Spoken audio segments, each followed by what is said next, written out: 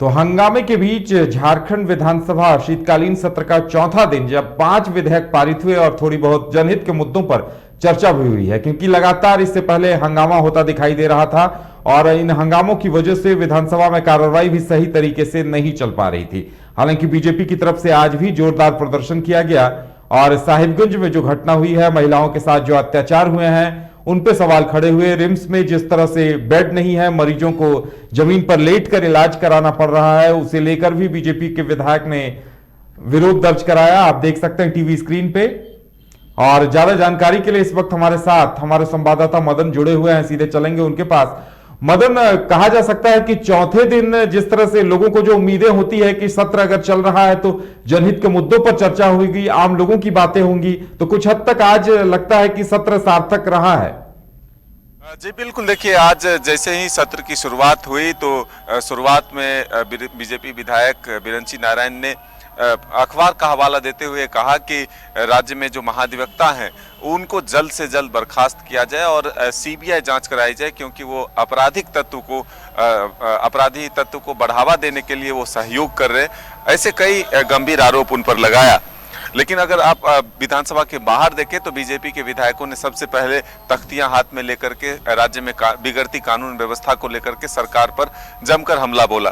वहीं जो बीजेपी के विधायक समरी लाल हैं वो बाहर में सो करके धरना दिया और वो एक मैसेज देना चाह रहे थे कि रिम्स में जब परिजन धरना पर बैठे हुए हैं तो ऐसे में हमारा भी फर्ज है कि हम विधानसभा में धरना में बैठे और तभी जाकर के सरकार तक जो है एक मैसेज है। विधानसभा स्पीकर के द्वारा जब 2 सदस्यों को बाहर भेजा गया उनको कार्रवाई में शामिल कराने के लिए लाने के लिए, जब वो अंदर आए तब उन्होंने अपनी बात रखा कि किस तरह से 3 वर्षों में वहां पर उपकरण जो है वो खराब है, कैसे लोगों को इलाज के लिए दर दर भटकना पड़ता है, क्या कमियां हैं वो बताया।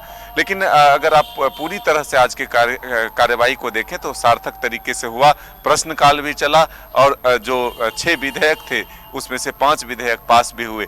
कई विधेयक जो है निजी विश्वविद्यालय को लेकर थे, उसमें से एक विधेयक जो जैन विश्वविद्यालय थे, विधेयक 2022 थे, उसको सरकार ने वापस भी लिया। कई बीजेपी के सदस्य और आजसू के सदस्यों ने आपत्ति जताई थी कि एक ही विश्वविद्यालय जो है अपना नाम बदलकर फिर से वो हासिल करना चाहता है। एक पता पर 2 विश्वविद्यालय कैसे चल सकता है। तो ऐसे में सरकार को भी लगा कि इसमें कोई गलतियां हो रही है, इसलिए सरकार ने उसे वापस लिया। लेकिन 5 विधेयक जो है वो पारित भी हुए हैं विधानसभा से। तो हम आज कह सकते हैं कि चौथे दिन विधानसभा के भीतर कई ऐसे सवाल उठे जो बीजेपी के विधायक भानु प्रताप हैं, उन्होंने राज्य में नदियों के अतिक्रमण का सवाल उठाया और ये बताया कि विधानसभा की एक समिति बनाई जाए ताकि वो राज्य भर में नदियों की स्थिति को देख सके।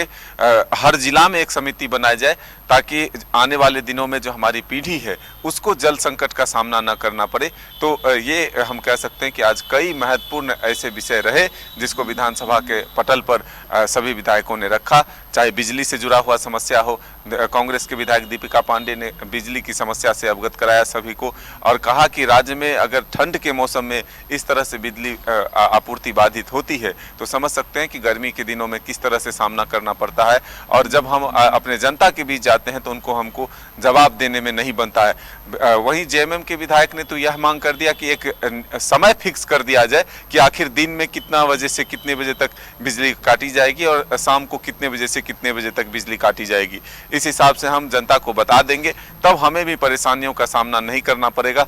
नहीं तो बिजली एक महत्वपूर्ण चीज है और वो जब नहीं रहती है तो लोग हमें जो है कई सवालों से घेरते हैं और हमारे पास भी कोई जवाब नहीं होता है कि ताकि हम उन्हें संतुष्ट कर पाए। तो अब मदन, नियोजन नीति को लेकर कोई ठोस चर्चा आज हुई कि नहीं?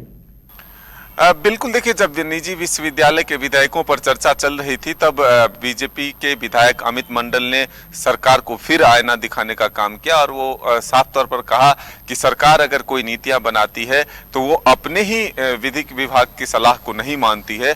तो ये जो विधेयक आया है वो ठीक उसी तरह से नियोजन नीति की तरह ही कोर्ट में दम तोड़ देगा कि विधिक जो है वो सही नहीं है और इसलिए सरकार इसमें भी कानूनी सलाह लेकर के इसको आगे बढ़ाए ताकि यह टिक पाए।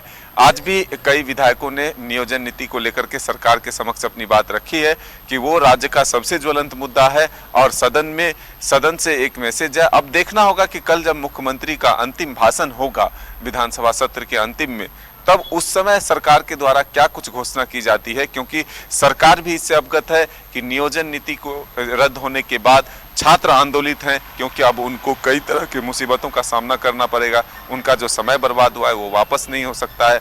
नियुक्तियां जो रद्द हुई है, उससे जो एग्जाम होने वाले थे वो जो रद्द हुए हैं, उससे उनको और भी समय देना व्यतीत करना पड़ेगा। फिर से फॉर्म भरेंगे, फिर से एग्जाम होगा। तो उनके अंदर जो आक्रोश है उसको शांत करने के लिए तो फिलहाल सरकार की तरफ से कई मैसेज दिए गए हैं। कल विधायक प्रतिनिधि, जो सत्ता पक्ष के प्रतिनिधि हैं, विधायक सब जाकर के उनको समझाया। मुख्यमंत्री ने सदन के माध्यम से उनसे अपील की है कि शांति बनाए रखे, छात्र जो डिसीजन लेंगे उसके साथ सरकार चलेगी।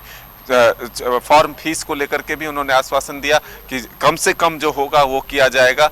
तो अब देखना होगा कि जब सत्र खत्म होने के बाद मुख्यमंत्री का संबोधन होगा तो क्या कुछ मैसेज नियोजन नीति को लेकर दिया जाता है, क्योंकि सरकार ने इंतजार इस बात का होगा कि सरकार की तरफ से सॉल्यूशन क्या इसका दिया जाता है, छात्रों को क्या कोई ठोस जवाब मिल पाता है, कोई ठोस विकल्प दिया जाता है या नहीं, इस पर सबकी नजरें टिकी होंगी। और आपको तमाम जानकारी देने के लिए बहुत बहुत धन्यवाद।